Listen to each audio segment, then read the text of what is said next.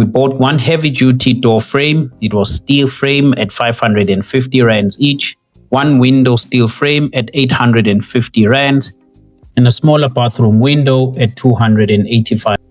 In terms of materials, steel frames remain the most commonly used in residential projects because they are durable, they are termite-proof, and generally the most cost-effective option.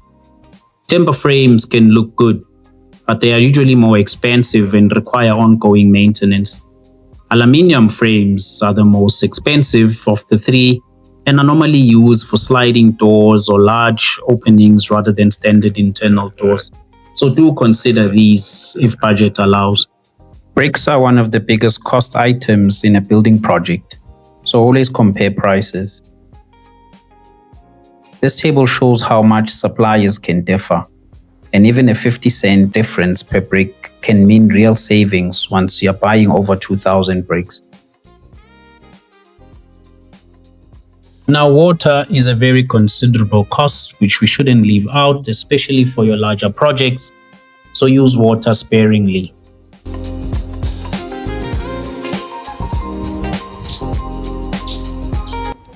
Hi guys, welcome to another episode of Transform My Space with Mav Construction.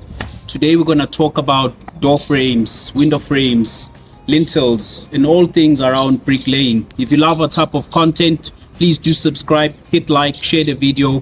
Enjoy.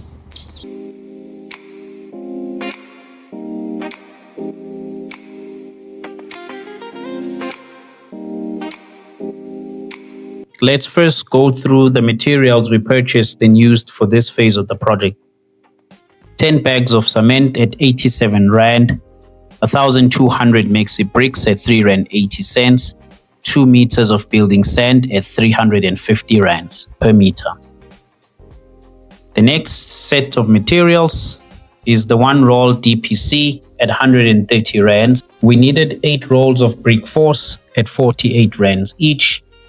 4 lintels were needed for the doors and windows at an average of $100 each. We bought one heavy-duty door frame. It was steel frame at 550 rands each, one window steel frame at 850 rands, and a smaller bathroom window at $285.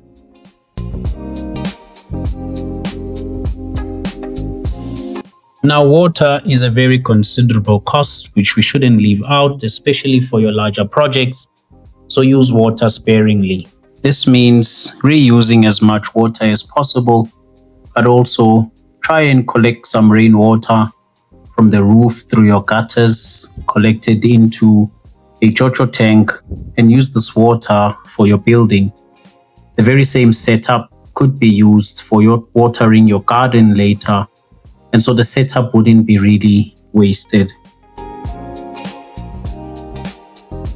Bricks are one of the biggest cost items in a building project, so always compare prices.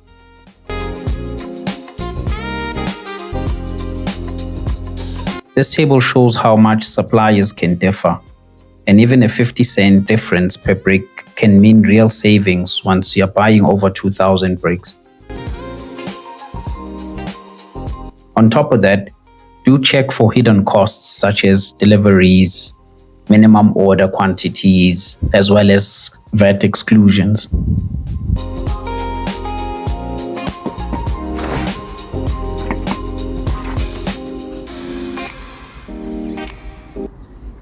For walls above foundation level, Maxi bricks are a good choice because they cover more area than your standard stock bricks, which means faster building and lower labor costs as well as material costs.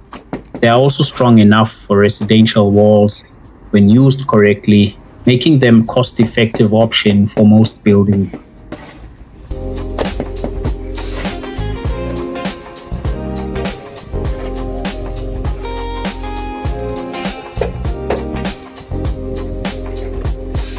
When laying Maxi bricks, proper alignment, level courses, and consistent mortar joints are key. Each brick should be fully embedded in the mortar to avoid voids, which can weaken the wall over time.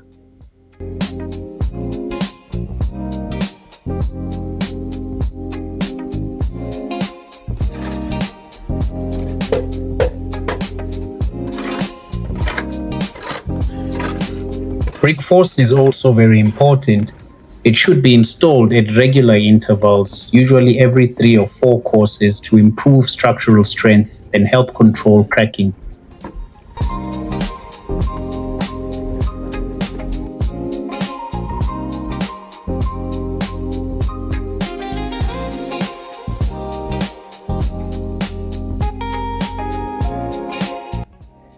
To prevent rising damp, a damp-proof course, also known as DPC, must be installed at the correct level above the ground.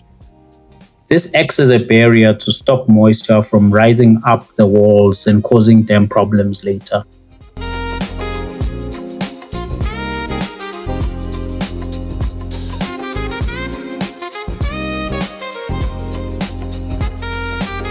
Next, let's talk about the installation of door and window frames.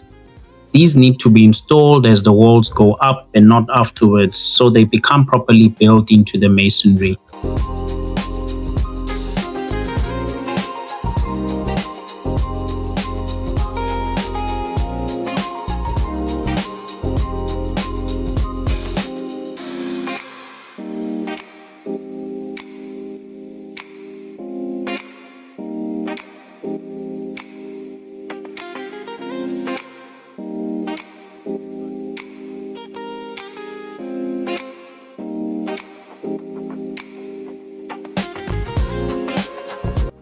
Regardless of the material, it is critical that frames are installed straight, level, and plumb.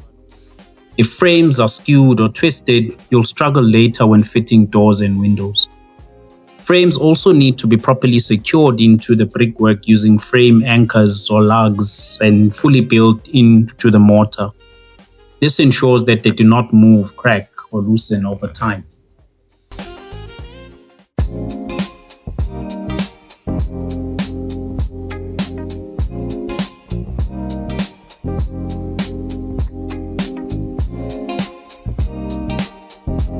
For mortar, a common and reliable mix is 1 bag of cement to about 4 to 5 wheelbarrows of building sand, which provides good workability and strength for the brickwork.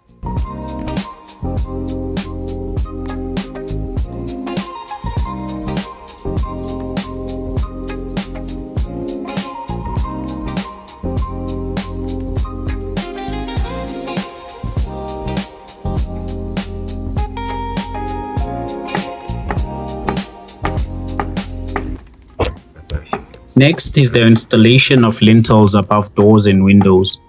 Lintels are critical because they carry the load of the wall above the opening and transfer it safely to the masonry units on either side. According to building standards, lintels must have adequate bearing on both sides of the opening, typically at least 150 millimeters per side. This obviously depends on the lintel type and span. It is also important to use the correct lintel for the opening, whether that's a concrete, steel, precast lintel based on the span and load as it is necessary.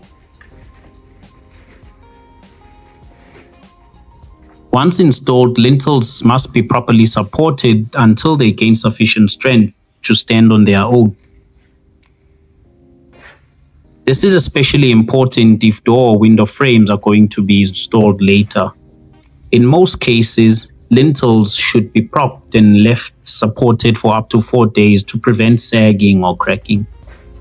Rushing this step or using the wrong lintel can lead to cracks above the openings, which are difficult and costly to fix later.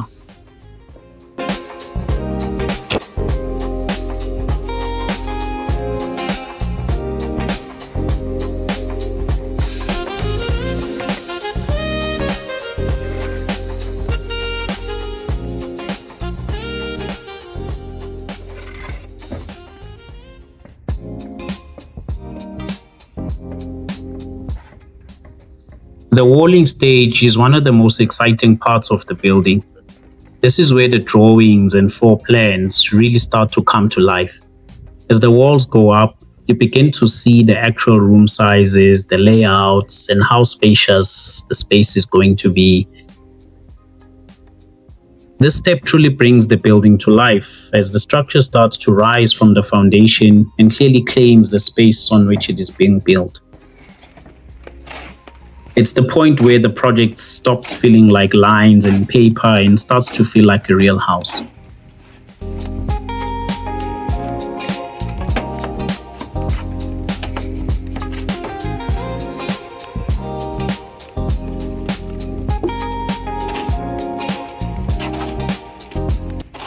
And that's all I have for you in this episode. Please, if you love this type of content, do subscribe, hit like, leave a comment, and we'll make every effort to reply to it. Mav Construction will continue to bring you more building content, whether you're looking to renovate or build your house from scratch. In the next episode, we'll be talking about the roof. Take care. Mav Construction signing out.